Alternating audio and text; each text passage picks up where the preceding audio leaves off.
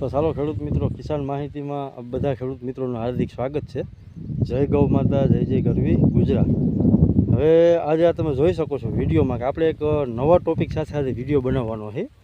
એટલે કે ખાસ કરી અને આજે આપણા તરબૂચનો પ્લોટ છે.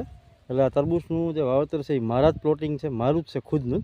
એટલે એના ટોપિક ઉપર આપણે આજ વિડીયો બનાવવાનો છે કે ભાઈ ખેડૂતો ખોટી રીતે જે હેરાન ન થાય અને ખોટા ખર્ચા ન કરે અને એગ્રોના બિલ વધારે ભરવા ન પડે, એટલે જેથી કરીને બેનિફિટ સારો રહે. એટલે તરબૂચની વાત કરવાની છે કે અત્યારે ઉનાળા દરમિયાન કે આ ચોથો મહિનો હાલે છે, હવે ચોથા મહિનાનો એન્ડ જ છે એમ ગણીએ તો પણ હાલે.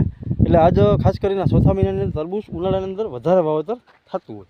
તો મેઇન પ્રશ્ન અત્યારે એવો છે કે બધા ખેડૂત મિત્રોને એવું થતું હોય કે ભાઈ વહેલો જોઈને કે ભાઈ આપણે વાયરસનું પ્રમાણ આવી ગયું. હું તમને બતાવું ખેડૂત મિત્રો, આ તમે જોઈ શકો છો, આવા પાન થઈ જાય, આ કુકડાઈ જાય, તમે જોઈ શકો છો હુકાવા મીડા પાન. એટલે બધા ખેડૂત મિત્રોને એવું લાગે કે ભાઈ આ આપણે વાયરસ છે. હવે ખરેખર આ વાયરસ નથી, આનું તમારે નિરીક્ષણ તમારા પ્લોટની અંદર જઈ અને ખેડૂત મિત્રો કરવું જોઈએ.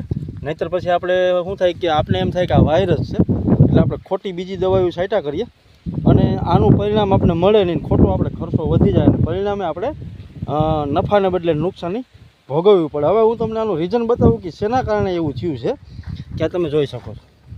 તમને એવું જ લાગે કે ભાઈ વાયરસ જ છે, પણ ખરેખર આનું આખું નિરીક્ષણ આપણે ખેડૂતોને કરવું છે. આ તમે ખેડૂત મિત્રો જોઈ શકો છો કે આ વેલો છે ને, આ તમે જો દેખાતો હોય છે, આ વેલો ફાટેલો છે. આ તમે જોઈ શકો મારી આંગળી બરોબર. હવે તો આ વેલો ફાટી અને પાછો અંધાઈ ગયો, એટલે કે આમાં પાછું રિકવરી આવી ગઈ. આ તમે જોઈ શકો છો, આપણે એક રાઉન્ડ દવાનો મારી દીધો અને ખાતર પણ પાઈ દીધું, જેના લીધે આમાં રિકવરી આવી ગઈ. એ પણ હું તમને વિડીયોમાં કહું કે આ આવો રોગ આવે એટલે કે વેલા ફાટવાનો. તરબૂચની અંદર સૌથી વધારે રોગ આ વેલા ફાટવાનો અત્યારે આવતો હોય. એટલે આની શું આમાં ખામી હોય તો વેલો ફાટવાનો પ્રશ્ન થાય.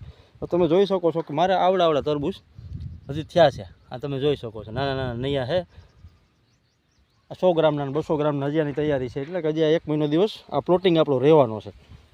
એટલે આ વેલો ફાટવાનું કારણ તમે પાંદડા જોઈને એવું તમને લાગે કે ભાઈ આ તો ખરેખર વાયરસ છે અને આપણે બીજી ઊંધી દવાઓ માર્યા કરીએ અને ખર્ચો વધી જાય, એટલે આમાં તમને કોઈ રિઝલ્ટ મળે નહીં. પણ આ શેના કારણે થાય છે? આ વેલો ફાટવાનું મેઇન રીઝન શું છે ખેડૂત મિત્રો, એ ખરેખર આપણે ખબર ન હોય.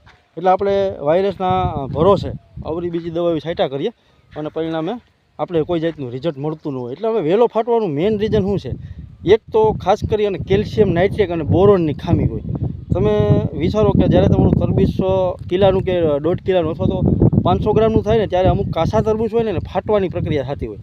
હવે એ ફાટવાની પ્રક્રિયા છે ને એ અત્યારે આ વહેલી થઈ ગઈ, કારણ કે ત્યારે પણ એને બોરોન ઘટતું હોય અને કેલ્શિયમ નાઇટ્રેટ, એટલે આ ફાટવાનો પ્રશ્ન રહેતો હોય. અત્યારે આપણે જે તરબૂચ એવડા થયા નથી, એટલે તરબૂચ ફાટે નહીં અને કેલ્શિયમ બોરોનની ખામી હોય, એટલે જેના કારણે શું થાય કે વેલો ફાટે.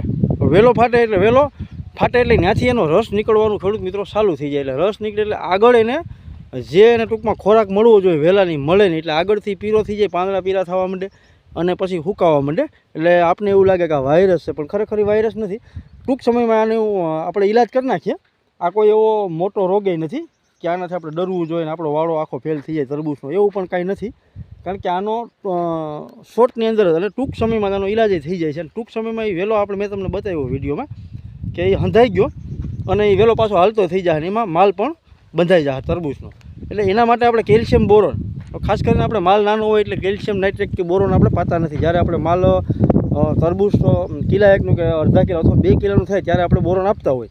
તો આ વેલો ફાટવાનું પ્રમાણ હોય ને, તો એમાં ખાસ કરીને કેલ્શિયમ નાઇટ્રેટ અને બોરોન પણ આપી દેવું જોઈએ. એમાં તમને બેસ્ટ રિઝલ્ટ મળશે. અને બીજું કદાચ ફૂગના કારણે, કે જે અમુક ટકા વધારે ફૂગ હોય જમીનજન્ય ફૂગોના કારણે અથવા તો ઉપરથી ફૂગ જે હોય એના કારણે પણ વેલો ફાટવાની પ્રક્રિયા થતી હોય. એટલે આ 2 કારણોસર વેલો ફાટે, એક તો કેલ્શિયમ બોરોન અને બીજું આ ફૂગના કારણે. હવે એના માટે તો ફૂગ માટે શું કરવું? તો એમાં ખાસ કરીને બાયર કંપનીનું નેટિવો આવે છે, એમાં ટેબુકોનાઝોલ સૌથી વધારે આવે છે. એટલે ટેબુકોનાઝોલમાં જે તમે છંટકાવ કરો એટલે ખેડૂત મિત્રો તરબૂચના વેલાના જે ફાટવાની પ્રક્રિયા છે ને એમાં બેસ્ટ રિઝલ્ટ છે. એટલે ખાસ કરીને બાયર કંપનીનું નેટિવો, જેમાં ટેબુકોનાઝોલ સૌથી વધારે આવે. આ બીજું કારણ છે વેલો ફાટવાનું. આ પહેલું કારણ છે આપણે કેલ્શિયમ બોરોન અને બીજું કારણ ફૂગનું. એટલે એમાં ટેબુકોનાઝોલ છે ને બેસ્ટ રિઝલ્ટ આપશે. એટલે એમાં તમારે જો એવું લાગે કે ભાઈ કેલ્શિયમ નાઇટ્રેટથી આનું રિઝલ્ટ નથી મળ્યું, તો આપણે જ્યારે કોઈ પણ દવા જંતુનાશકનો છંટકાવ કરતા હોય, એટલે કે માનો કે આપણે કોઈ ઈયળની દવા છે અત્યારે આમાં છંટકાવ કરતા હોય, કોઈ સફેદ પોપટી છે, અને એમાં ખાસ કરી અને ખેડૂત મિત્રો અત્યારના સમય પ્રમાણે જો જોઈએ ને તો તરબૂચના પાકની અંદર અત્યારે વેલાની અંદર સફેદ માખીનો સૌથી વધારે એટેક છે. તો એને તમારે જેમ બને વહેલી તકે કંટ્રોલ કરી લેવી. એટલે કે એ તમે રાઉન્ડ કોઈ પણ મારતા હોય ઈયળની દવા છે તો એની સાથે તમારે સફેદ પોપટીનો જે પાવડર આવે અથવા તો કોઈ પણ દવા આવે એની જે સારી કંપનીની એ લઈ લેવાની છે. અને એની સાથે તમારે ટેબુકોનાઝોલ એટલે કે નેટિવો બાયોર કંપનીનું નાખી દેવાનું છે, સૌથી બેસ્ટ ફૂગનાશક. એટલે તમને જે વેલો ફાટવાની પ્રક્રિયા છે અથવા જે વાયરસની આપણે બીક લાગતી હોય એમાં પણ આપણે બેસ્ટ રિઝલ્ટ મળશે. કારણ કે વાયરસ જે છે ને એ તરબૂચના પાકની અંદર સૌથી વધારે જો ફેલાવાનું કામ કરે ને તો સફેદ માખી એટલે કે સફેદ પોપટી. એટલે સફેદ પોપટીનો પાવડર આપણે નાખી દેવું અથવા તો દવા કોઈ પણ નાખી દેવું એટલે સફેદ પોપટી સામે તમને બેસ્ટ રિઝલ્ટ મળશે. અને જે વાયરસ છે ને એ પણ ક્યાંય આગળ જાહે નહીં અને ત્યાં થંભી જાહે. અને છતાં પણ એવું કોઈ ખેતરમાં આપણે આપણા પ્લોટની અંદર આપણે આંટો મારીએ અને એવું લાગે કે ભાઈ વાયરસ છે અથવા તો કોઈ વેલો ખરાબ થઈ ગયેલો છે તો વેલાને ઉપાડી અને તમારા ખેતરની બાયણે હાવ નાખી આવવાનો છે, જેથી કરીને કોઈ પણ વાયરસ નામનો રોગ છે તો કોઈ બીજો રોગ છે એ આપણા બીજા પ્લોટની અંદર એટલે કે બીજા વેલાને ફેલાવી ન શકે. અને ખાસ કરી અને ખેડૂત મિત્રો એક આ ભલામણ અમારી ખાસ બધા ખેડૂત મિત્રોને છે જે તરબૂચનો પાક અત્યારે વાવેતર કર્યું હોય એને કે સફેદ પોપટી સફેદ માખીનો એટેક સૌથી વધારે અત્યારે છે. અને એના માટે તમે ખાસ કરી અને એની દવા અચૂક ને અચૂક 2 રાઉન્ડ લઈ લેજો. નહીંતર પછી જો વાયરસ જેવી પ્રક્રિયા થાય તો વાયરસને સૌથી વધારે ફેલાવવાનું કામ સફેદ પોપટીનું હોય છે. એટલે વાયરસ પછી આપણા કાબૂમાં નહીં આવે.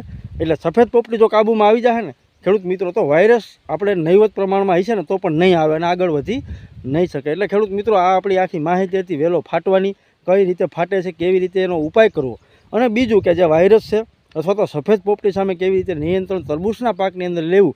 આ માહિતી ખેડૂત મિત્રો મેં આપી. આગળ પણ આપણે તરબૂચના પાકની માહિતી જેમ જેમ સમય જાહે કયા NPK ખાતરનો યુઝ કરવો જોઈએ આગળ એ પણ આપણે કહેવું વિડીયોની અંદર. એટલે વિડીયો સારો લાગે તો લાઇક કરજો, શેર કરજો અને સબસ્ક્રાઈબ કરવાનું ખેડૂત મિત્રો ભૂલતા નહીં. જય ગૌ માતા, જય જય ગરવી ગુજરાત.